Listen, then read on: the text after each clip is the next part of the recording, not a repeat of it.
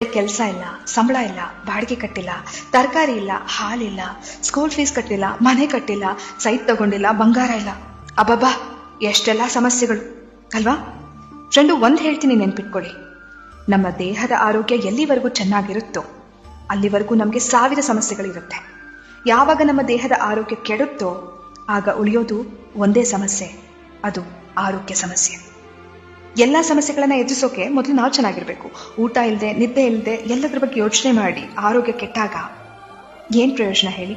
ಇವತ್ತು ನಾವು ಚೆನ್ನಾಗಿದ್ದೀವಾ? ಕೈಕಾಲು ಚೆನ್ನಾಗಿದ್ದು ಹತ್ತೋಕೆ ಇಳಿಯೋಕೆ ಆಗ್ತಿದ್ಯಾ? ಖುಷಿ ಪಡಿ, ದೇವರಿಗೆ ಕೃತಜ್ಞತೆ ಹೇಳಿ. ಆಮೇಲೆ ನಿಧಾನವಾಗಿ ಕೂತು ಎಲ್ಲಾ ಸಮಸ್ಯೆ ಎದುರಿಸುವಿರಂತೆ.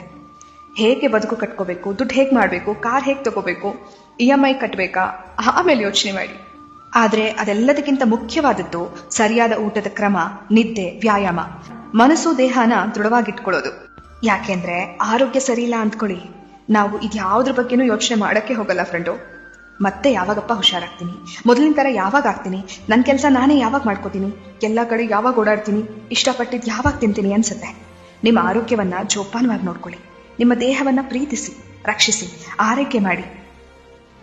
ಇವತ್ತು ನಿಮ್ಮ ನಿಯಂತ್ರಣದಲ್ಲಿರೋ ನಿಮ್ಮ ಆರೋಗ್ಯ ಎಷ್ಟು ಅಮೂಲ್ಯವಾಗಿದೆ ಎಂದು ಬೇಗ ಅರ್ಥ ಮಾಡ್ಕೊಳ್ಳಿ.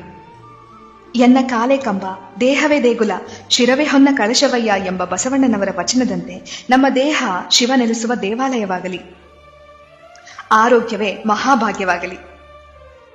ನೀವು ಕೇಳ್ತಿದ್ದೀರಾ ಭಾವಗಳ ದನಿ. ನಾನು ಕನ್ನಡದ ಅಪ್ಪಟ ಅಭಿಮಾನಿ.